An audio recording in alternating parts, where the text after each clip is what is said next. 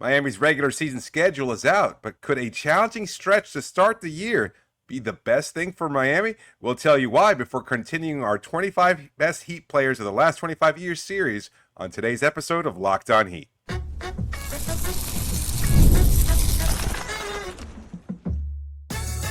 You are Locked On Heat, your daily Miami Heat podcast, part of the Locked On Podcast Network, your team every day. All right, welcome to Locked On Heat, your daily podcast on the Miami Heat. Whether you're tuning in on YouTube or on your favorite podcast app, thanks so much for making Locked On Heat your first listen every day. I'm Wes Goldberg here with David Ramil. Both of us are credentialed Heat media members who cover this team every day. For daily content on the Heat, join more than 17,000 everydayers and click that subscribe button on YouTube. Today's episode is brought to you by Monarch Money. Take control of your finances with Monarch Money. Use the code LOCKEDONNBA at monarchmoney.com. 50% off your first year. Have a great show for you today. We continue our 25 of 25 series in a second, but let's start with the NBA schedule release. Finally, David, the whole thing is out. The NBA makes you wait.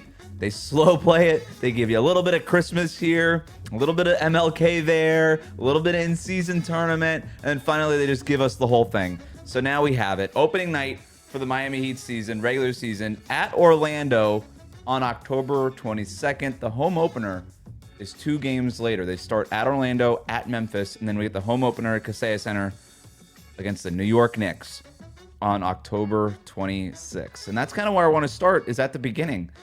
6 of Miami's first 8 games, David, are on the road. At Orlando, at Memphis, at San Antonio, and then the Lakers, the Clippers, and then in Denver. One word comes to mind for me, David. Yikes.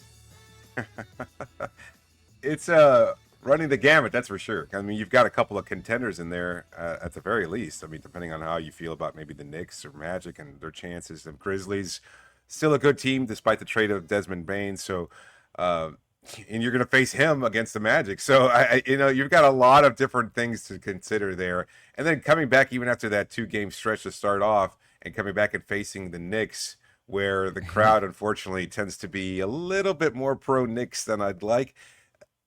It's not exactly the kind of home opener you'd want. So this is going to be a very challenging stretch for the Heat to start off their season. But to be honest with you, yikes is a good way of summing it up. But I kind of like that they're getting rid of this kind of gamut of games right off the bat, because I think it's going to be better to deal with that at the beginning of the season before injury kind of sets in, as we've seen with this team in the past, to be able to get tested and have your mettle tested right away, especially with what we both believe is going to be a renewed sense of purpose during the regular season, because Jimmy Butler's no longer on this team, because they're looking to prove something without Butler on this roster, because Norman Powell is a new acquisition. They might be going through some kinks without a doubt, but I still think this is a good test for them to get out of the way early on in the season. I appreciate your optimism, David, but they could go 3-5 in these first 8 games. That's kind of where I have 3-5. That's optimistic. Is it? Isn't it? Yeah, and maybe. The Hornets? Yeah, like, you beat which, the Hornets. Which games there do you think are winnable? I think you split one of the first 2 on the road. I think you beat the Hornets, and then you get 1 on the road in that West Coast swing.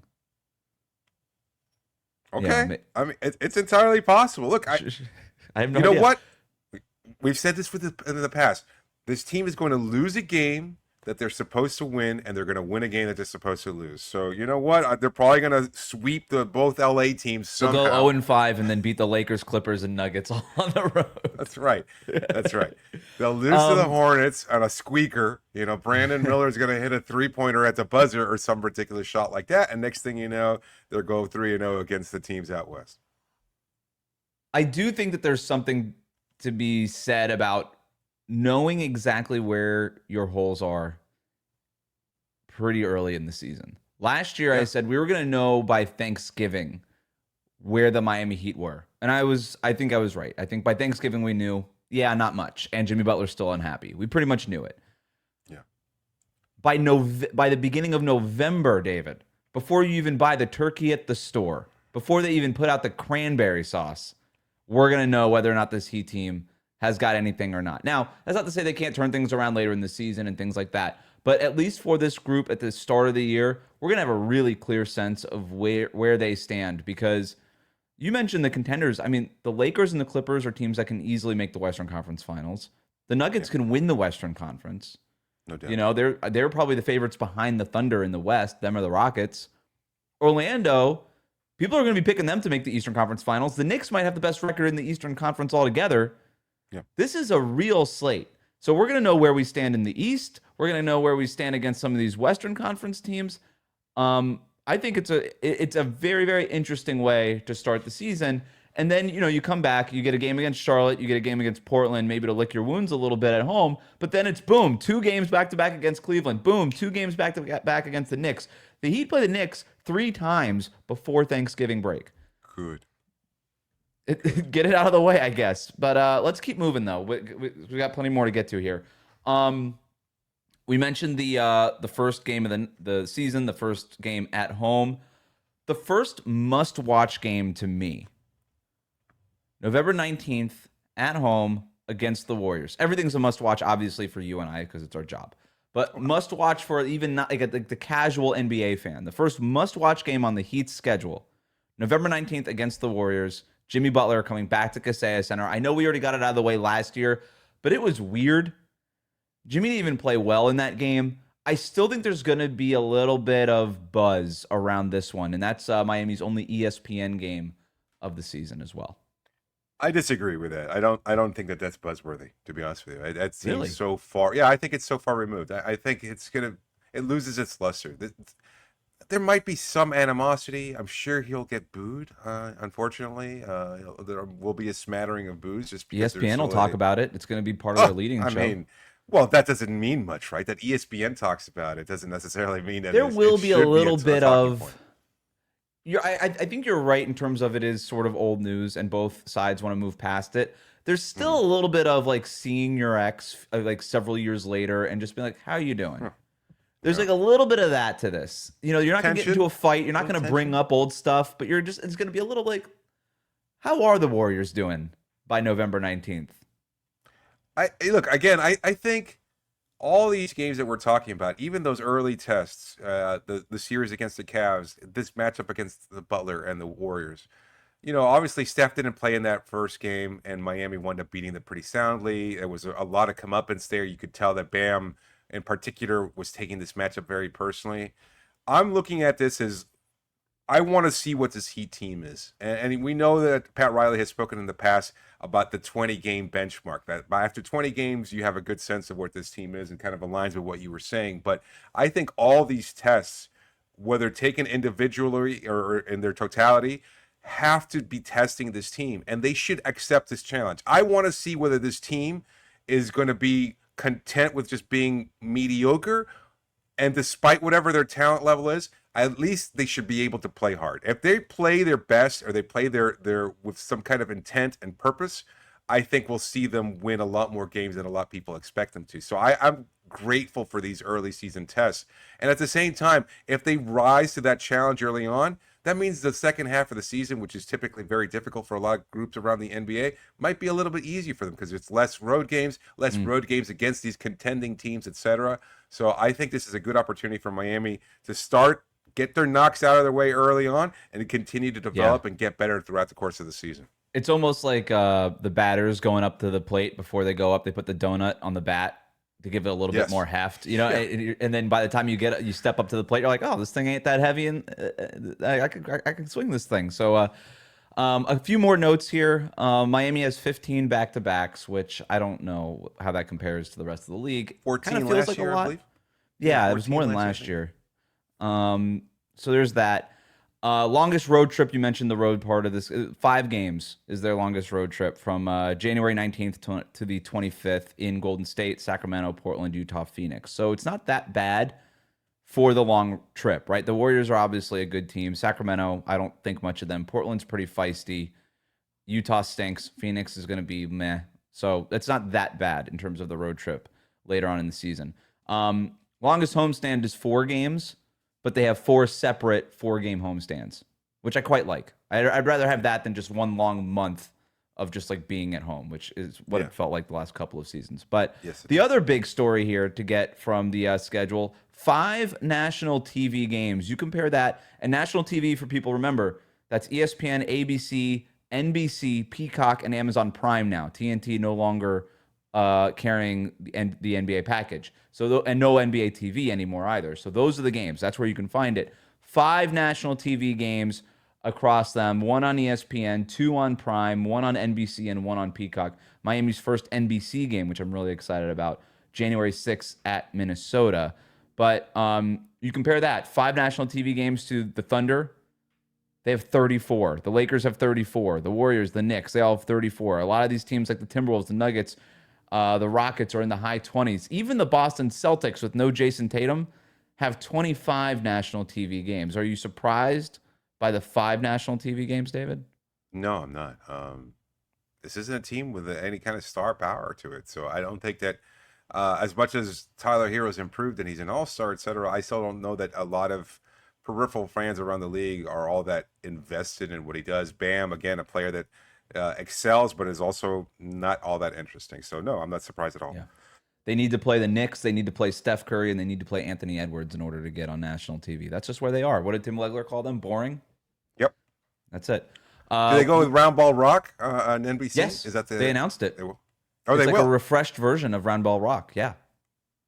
Wow. I'm really excited, man. I'm excited. That's old school. Dwayne Wade, part of the Amazon Prime programming as well. Should be noted. We reveal the 23rd greatest Heat player of the last 25 years next.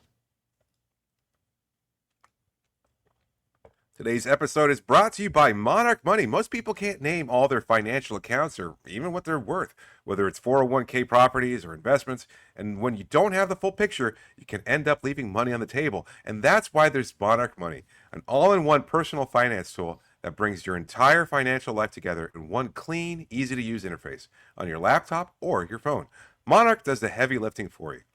You can link all of your accounts in minutes, see clear data visuals, get smart categorization of your spending, and finally, feel in control of your money without ever touching a spreadsheet. Monarch makes it simple to review your finances with your partner, or you know what, if you've got like a family financial a conglomerate or whatever, you can just look at all these different things and it saves you so much time, and you can set clear budgets, goals. You can see spending activity all in one place. And again, linking all those accounts can save you so much money because you finally see all these dual subscriptions you might be paying for. It's so convenient. So don't let financial opportunity slip through the cracks. Use the code LOCKEDONNBA at monarchmoney.com in your browser for half off your first year. That's 50% off your first year at monarchmoney.com and use the code LOCKEDONNBA. We'll be right back.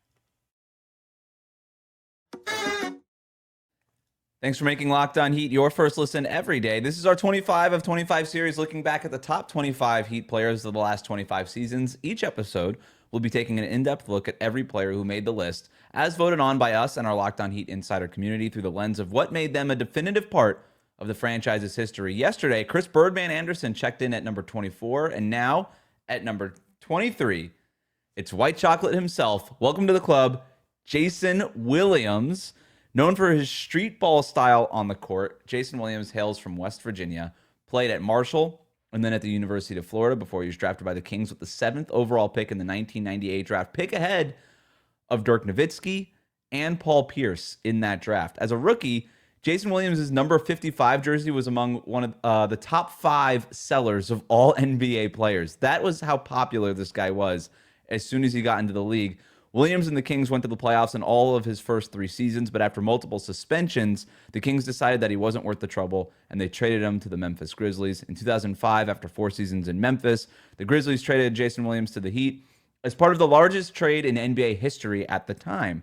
The Heat were coming off of a deep playoff run in their first season with Shaquille O'Neal, and Pat Riley determined that the team needed to shake up the supporting cast with shields and swords. And so enter Jason Williams. Dwayne Wade was able to embrace a full-time scoring role, and the Heat won the championship in 2006, with Wade averaging 35.5 points per game in the NBA Finals.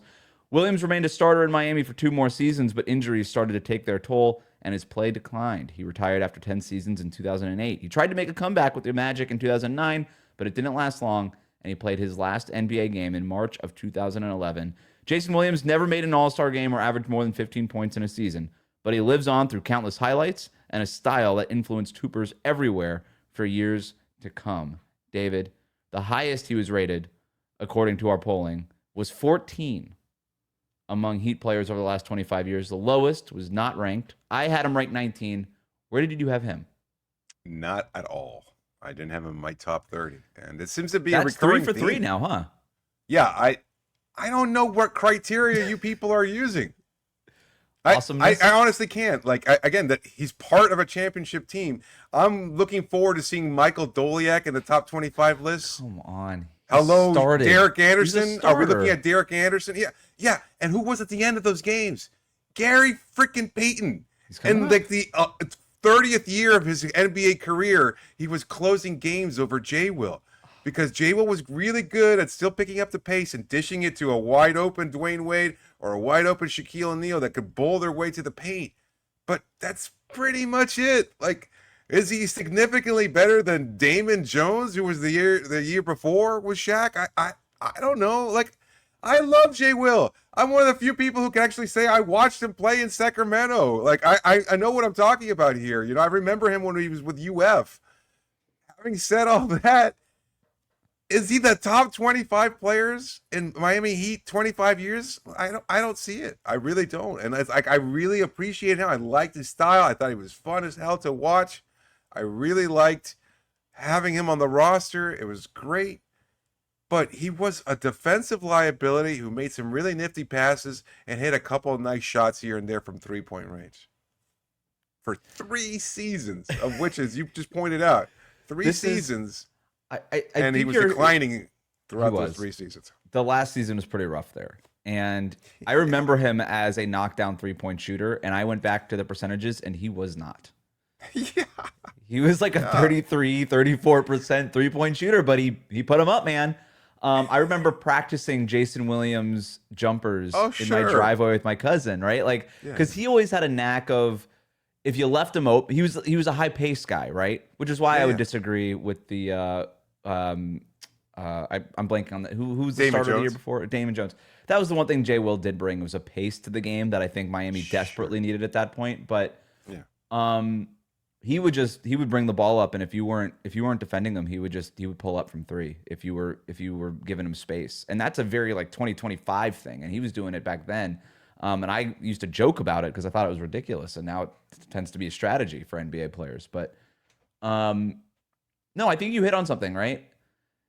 You actually remember him playing, and you remember the liabilities. I don't remember Jason Williams as a defensive liability, right? I just remember him being a part of the championship team, to your point.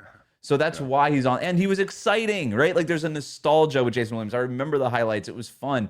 And I do think that there's something to be said about, he came in and he allowed Dwayne Wade to really just embrace that scoring mentality in a way that he couldn't really do his first couple of years, where he had to set the table a little bit more. When J. Will got there, Pat Riley compared him to Jason Kidd and Steve Nash, right? Like, and that's obviously hyperbolic, but that was sort of how they envisioned him, as a pure point guard. And that allowed, I think, D. Wade to put on, I think, the greatest performance we've ever seen in NBA Finals by a single player. Like, that doesn't happen without J. Will out there, I don't think. Or at least somebody like J. Will, and J. Will happened to be that guy. So I think that's part of it. But this is why I think this is the other problem with it just being over the last 25 years, is we're pretty much eliminating the 90s. And if we had extended this to all of Miami Heat history, there's no way Jason Williams makes this list. I don't think. He doesn't make my list, at least. But we're not including 14th? The 90s. 14th? Was the highest that he was rated by one of our voters. I mean, are you, we're talking about top 25. Like, even if we just go 25 all time, the season, I mean, the Heat began in 89. So you're looking at 11 years. I mean, are there really 11 better players in that person's view than Jason Williams over those previous 11 years? Like, I mean, Ronnie Cycli, Grant Long, Glenn Rice, Steve Smith. I can't speak to that person. I'm just telling you how I wouldn't have had him in my top 25 if I include the first 11 years. You know what I mean? No, so, I know. I mean, I didn't have him in my top 25. I didn't even have him in my top 30. Without those 11 years, yeah. Yeah, I went honorable mention, and he didn't make that cut. Like, I don't know. Like, the production just wasn't there. And yeah, maybe it's the role, and maybe it's the fact. And The role in the ring. I'm just telling you why he got on the list. No, I get it. It just feels so arbitrary that it's like you happen to be on that team, and next thing you know, The problem is you don't care about championships. How many players on the 2008 and 2009 teams do you have? I feel like your entire list is just Jermaine O'Neal and Michael Beasley. No, Jermaine O'Neal will never make any list of mine. We're gonna top 1,000 players in Heat history. Okay, let's take a break. Akiva Diawara will make the list. You wouldn't make your top 25 players of 2008. No. We're gonna take a break. We're getting into trivia plus our categories after this.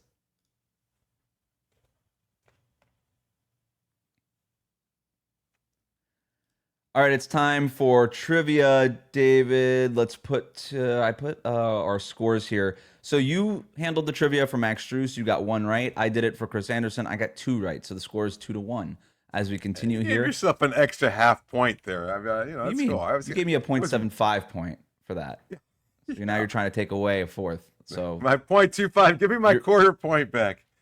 Just for you trying to sneak one under there, I'm giving myself that full extra quarter point. That's the fine. In the summer of 2005, Jason Williams was involved in a 5-team, 13-player deal that was the largest trade in league history at the time. Other than Jason Williams, which of his Grizzlies teammates did the Heat also trade for?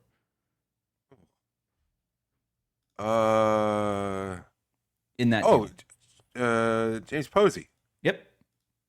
So that's 1. Next trivia, part 2 of the same question. Who else did the Heat acquire in the mega deal? In that mega deal. It looks like you're looking at notes. No. You better not be looking it up. Did they acquire? They got that was the same deal where they got moved Eddie Jones to. They got Antoine out of that deal. Antoine Walker. That's right. Okay. Yeah. Some people would say Gary Payton, but Gary Payton actually signed as a free agent. I feel like people that's think right because he had just left the Lakers after signed a minimum 1-year deal with Miami. Yep. So you got those are the 2 main questions there. I'm going to give you a bonus though since you got them both right. Nice. Just marking it down here. Jason Williams is known for his tattoos. Some of them include a dragon over a basketball on his left arm. There's a panther on his right arm and a third eye on his chest, which he credits for his passing ability. What 8 letters does he have tattooed across his knuckles? What 8 letters across the knuckles? It's 2 words. I'll give you a hint. 2 words. I would it be love, hate, like the way that Robert De Niro had them in Cape Fear? I don't know if that would work, but no, I don't know. I can't remember that at all. I cannot. White boy. So it's wit a boy? Is that what it is? He's got. That's a great wit. I think it is wit a boy. Wit a boy. It's wit a boy. Hey, that's wit a boy. Yeah, I mean, I guess you got to put your hands together and they'd be like, oh yeah, I get it now. Right. Well, otherwise, if you see his right hand, you're like, who's Whit? Like, why? I mean, is he a big Whitman fan? Like, I mean, what's going on here? I'm going to try to find it, actually. Yeah. It is Whittaboy. Whittaboy. Hold on. Okay. I mean, listen, great vision, great high basketball IQ, but, shout out West Virginia. I mean, they're not known for their style points necessarily, so. There it is. I thought you were going to go Randy Marshall, but I guess that's a little too well known in terms of NFL Hall of Famer that was a former high school teammate. There it is on the screen there. Okay, so let's move into our categories here. Sliding doors moment is our first one. This is a moment that could have changed the way that this player is remembered for better or for worse. It could change the trajectory of his career, how he left the Miami Heat, etc. Basically, a what-if moment. David, this was tough. I don't know if you had anything here. No, I do not.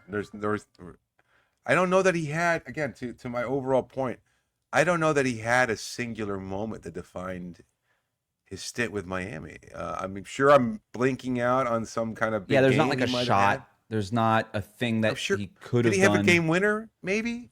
I'm sure he did. He probably did. Find one in the playoffs. Yeah, no doubt. And like, again, that's like, I don't deny that he hit the occasional 3-point shot or that pace certainly helped or that his role allowed Dwayne to become MVP level Dwayne, and he could feed Shaq very effectively in a way that maybe some other point guards in the roster prior to him couldn't do.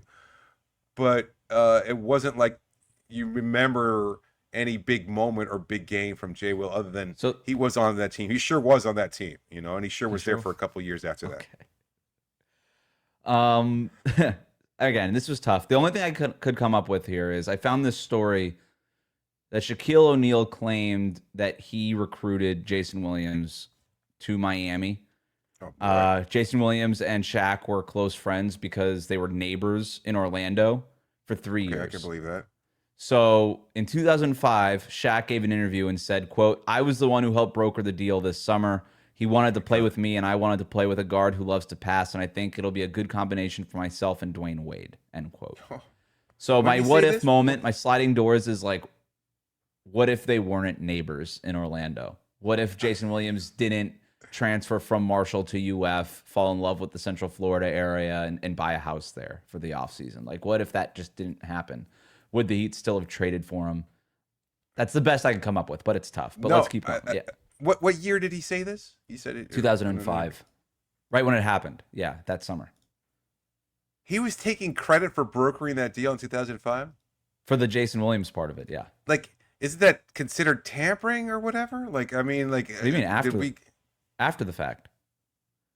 Players can tamper. Players do this all the time. Sure, I get it. I know, but like to admit it like that public. Well, first of all, I don't buy it in the least. No, I'm sure that there was like maybe I was going to say a text. I'm sure there was not a text back then. Or maybe, could you text back then? I don't remember. 2005? Yeah, I think so. It was like T9 and you had to pay for it. Mm-hmm. But yeah, I'm sure there was a phone call made or something. But yeah, I'm gonna give Riley and all them the credit for pulling off the 5-team. Pat Riley doesn't seem like the type in 2005 that was like, "Oh, Shaq, you want Jay Will on this team? Well, I guess we got to go ahead and make it happen and make the biggest trade in NBA history up to that point." So yeah, no, I don't see that happening. Is he jersey worthy? Is this a cool jersey to own and wear to a Miami Heat game? Yeah. Oh, yeah, no doubt. This is a yes for you. Okay. Yeah, Jay Will, again, super high style points. Yeah. That's super high style points. You could pretty much sum up all of Jay Will's career as super high style points. And that's fine. Here's where I'm at. Not his Heat jersey. Oh. But if you got that Jason Williams Sacramento Kings jersey is a classic. That's a classic jersey. So that's what I'll say. But I don't think that his Heat jersey is a cool jersey. Did he wear 55 in Miami? Yeah, he sure did, right? Like, I mean, yeah, he did. Yeah, like that's. I mean, double nickel. You gotta. That's his Heat jersey doesn't resonate like the Sacramento Kings jersey. I would rather wear the Jason Williams Kings jersey to a Heat game than the Jason Williams Heat jersey. Are remembering him working alongside, Vlade Divac. That's how people. I think that's his team. Jason Williams is like. I think people think of him as a Sacramento King. No, but the thing is, like those were cool teams. I hate to point this out. Those were cool teams. Like we both worked with Ian Levy, great guy over at Fanside, an absolute gem of a human being. Loves Jason Williams. And it's like that's just kind of the era. Like you watched him play and you like really loved that style of basketball. Guess what? The Kings were a lot better once they traded him to Memphis and they acquired Mike Bibby in the deal. And I know Heat fans go, Mike Bibby, are you kidding me? It's they went to the conference finals the next year with Bibby and the whole Lakers debacle. That was that next year without Jay Will. Final thing here, the Eddie Jones test. Eddie Jones left in 2005, came back in 2007. If they re-added this player to the roster while in his Heat prime, would this player make the current roster better? I think I know where you're going to go on this. I'm going to say, yeah, absolutely. Really? Yeah, no, absolutely. Oh, we disagree. I mean, you're talking about a guy with high-level passing skills and, yeah, limited defensive ability. But honestly, I think it would probably allow you to play him alongside Tyler and allow Tyler to slide into that role without having to be the central playmaker. Norm would come off the bench, etc. You could still bring Davion in to replace Jay Will. But, yeah, I could see him as either a starter or a bench player, somebody who provides a spark.